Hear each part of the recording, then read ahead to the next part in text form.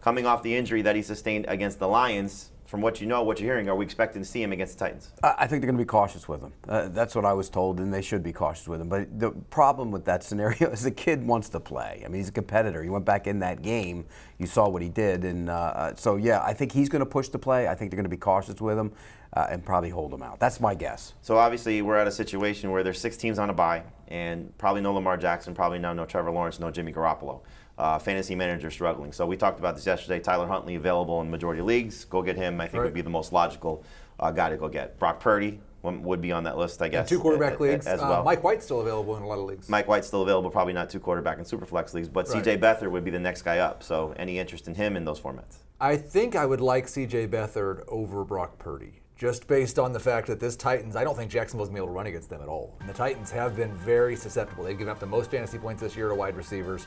So I think I'd lean slightly to Beathard over Purdy in 2 quarterback leagues only. What does that mean, Pete, for the passing offense if Beathard takes over? And for our purposes, Christian Kirk, Zay Jones, Evan Ingram, the guys that have been producing. Well, Zay Jones, is it going to be a game where he catches balls or he doesn't catch balls? So that's hard to figure out there. I still think Kirk's in play.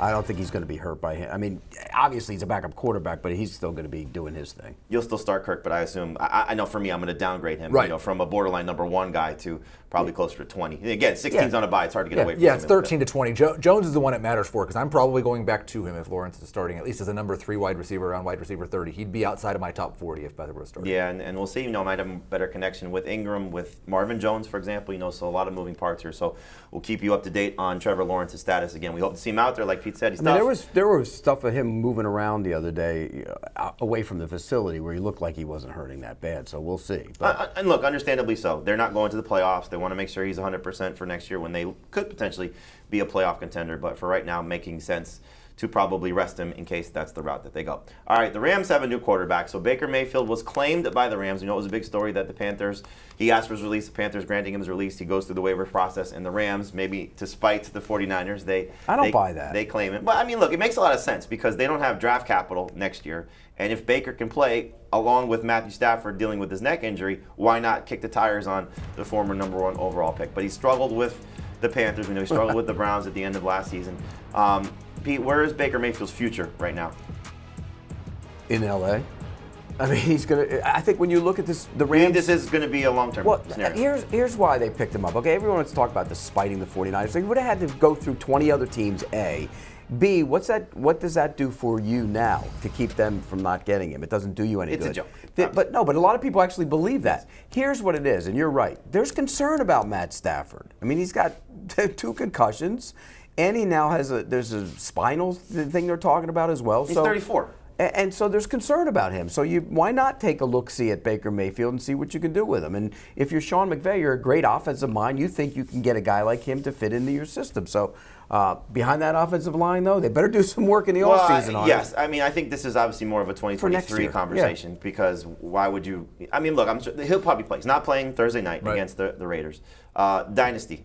Baker Mayfield, where is he at right now? Around quarterback 30. He's well past the guys you would start even in a Superflex league, maybe even closer to quarterback 40. And he'll go lower once the draft happens. But you do have some hope that, listen, he was serviceable and actually good 2 of his 4 years in Cleveland. So maybe they can fix things with the Rams. If you knew Stafford wasn't going to play next year, and Baker Mayfield was going to be the starting quarterback for the Rams. If Sean McVay's seen Baker Mayfield for a couple of months and decided that Baker Mayfield's going to be a starting quarterback, then he'd probably be closer to QB 25. I would just assume that they've done some things to fix it. There's got to be some question, though, does McVay stay? You know, because this team is clearly heading in the wrong direction. They don't have a lot of opportunities in the draft, clearly, to fix it.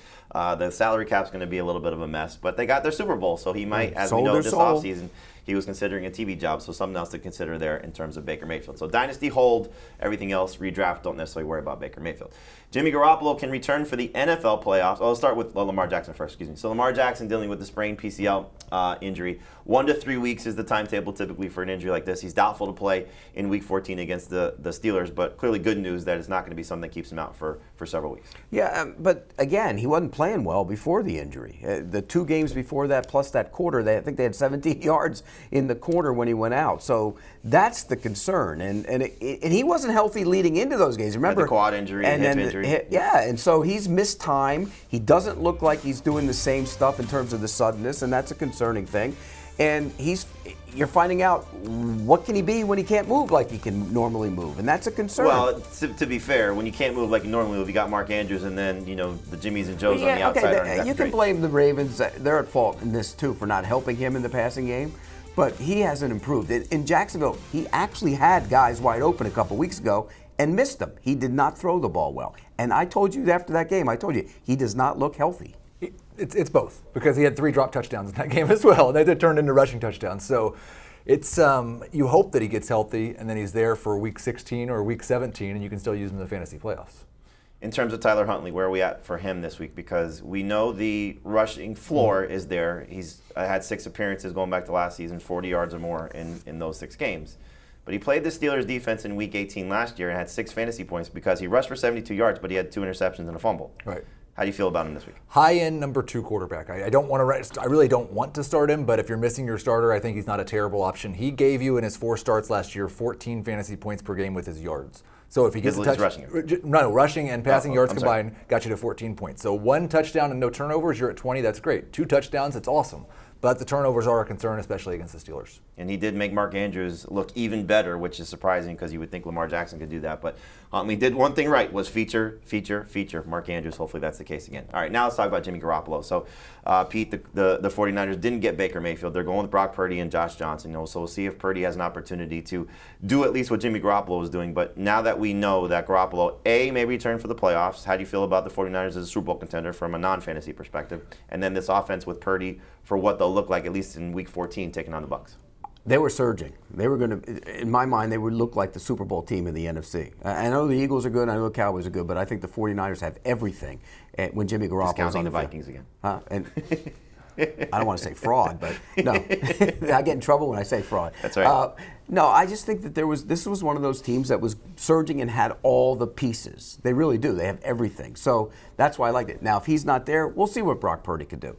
I'm bullish on Brock Purdy. I like what I saw from him. I'm bullish on Kyle Shanahan. He knows how to make quarterbacks making plays easy. He makes it easy on him, and I think he'll make it easy on Purdy. I think it's a good opportunity for Purdy against the Bucs if he doesn't get starstruck playing against Tom Brady. 5.5 air yards per attempt. That's what Pete's talking about easy. That's easy when you have Christian McCaffrey and you got Deebo Samuel, and you got Brandon Ayuk, and you got George Kittle. I'm really worried about Ayuk this week because I think he needs some more down the field stuff, and I'm not sure he's going to get it. Kittle, I'm a little concerned about as well, but this week you just have to start him and hope. Next week he gets Seattle. If it goes look, you're not going to the waiver wire to pick up somebody. Right. Not this week, not next week. Right. But I think the 2 weeks we good. The 2 scenarios for Kittle, at least, not to steer this the wrong direction. Darren Waller might be available, and Dallas Goedert might be available. Mm-hmm. Those are 2 guys you would consider picking up in case this is a bad week for Purdy, even with the Seahawks next But don't week. you think the people who had those guys held on to him with the hopes? Well, no, we're not seeing that numbers-wise. Waller's down to under 70% roster percentage, and because I have Kittle. Goddard is around 80%. Well, in competitive leagues, he's probably still rostered. Yeah. In some non-competitive leagues where people were stuck, and certainly 10-team leagues. Yeah. So I know you don't like Purdy for this week in 2 quarterback leagues, but if he comes out of this game with a strong performance, even what he did last week, 18 fantasy points. Oh, I'd love it. Then he gets closer to, like, for me, he's around QB 20. Right. But it's, again, we're talking 6 teams on a bye. Yeah, if I see it a second time, especially if I see it against Tampa Bay, and then he gets Seattle next week, then I'll be considering him in that top 20 range. All right, so that's the quarterback stories that we're looking at. Again, we'll get some updates for you as they come in on Trevor Lawrence, on the Baltimore situation, and anything else that happens at that position. The running back position, the big story that we're looking at here is in Seattle because both Kenneth Walker and DJ Dallas got hurt in the game. Walker not finishing the game with a jammed ankle. DJ Dallas dealing with a high ankle sprain. Travis Homer did not play in that game dealing with an illness but also has a knee concern. So, Pete, they bring in Wayne Gallman. They have Tony Jones. How do you see this offense sort of transitioning if there is no Walker, knowing that the passing game has really picked up over the last couple of weeks? Yeah, I think they're going to morph into their passing attack. I mean, look at the way he throws the ball. Look at those receivers. I think you're smart if you get away from it. So I don't love any of those running backs if those guys. You mean Jones and Gallman? Yeah, I just don't. I mean, Gallman is a guy who turns 6-yard runs into 3-yard runs. He's really not good at all. He's also probably the best runner on the Seahawks roster if Ken Walker's not able to play. He's the one guy who's actually been a lead running back for a period of like 10 games. When they were without Saquon Barkley. Tony Jones, he has 1 game with more than 15 carries, 17 carries, 26 yards in that game. So I do think there's a chance that Gallman could become the lead running back. If there's no Walker. If there's no Walker. Now, again, Right. I'll say the same thing I said yesterday. We had the same very similar situation with the Steelers, where it looked like Najee Harris was not going to play at all. It was Benny Snell, it was Jalen Warren, and then all of a sudden we get to Saturday or Friday, and Najee Harris practices. Hopefully that's the case, because Ken Walker is clearly a must-start guy. But at this point, DJ Dallas, keep an eye on him, keep an eye on Tony Jones, keep an eye on Wayne Gallman as well. But the move that the Seahawks make was to bring in Wayne Gallman.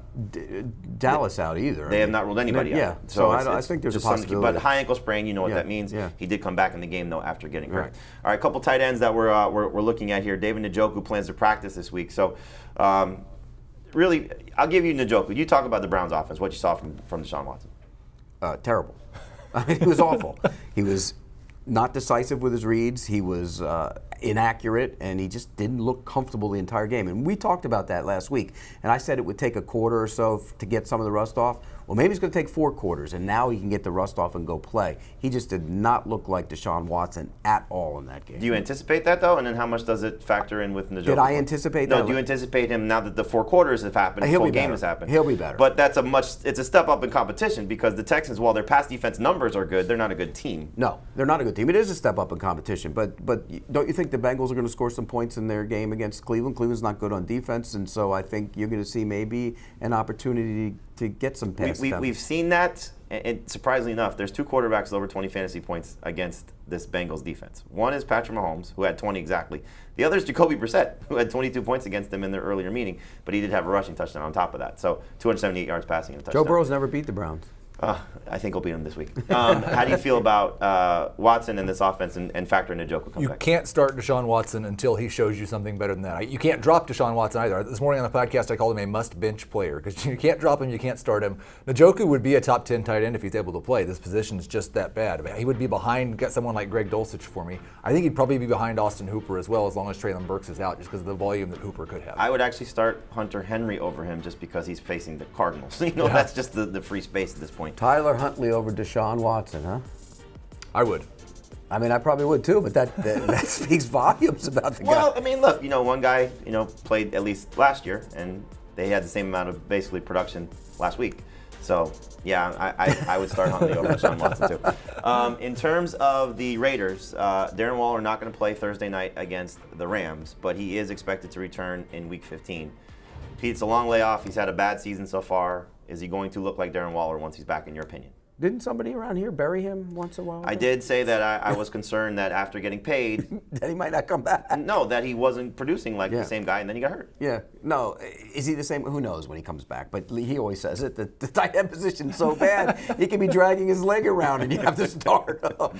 I mean, so yeah, I think if he's back on the field, obviously he has to be a guy you start. How much does that change things for you for Derek Carr, knowing that he's going to have Adams, potentially Hollins and Renfro, and now Waller looking at the stretch run in the playoffs? I think he stays about the same guy, because right now he's just throwing it 75 times a game to Devontae Adams. Maybe 5 of those are going to go to Darren Waller now, but I still think that Derek Carr remains a low-end number 1, high-end number 2 quarterback, depending on the matchup. All right, so we'll see what happens there. Again, no Waller on Thursday night, no Baker Mayfield on Thursday night. One other quarterback update for you. The Texans are going back to Davis Mills as their starter instead of Kyle Allen.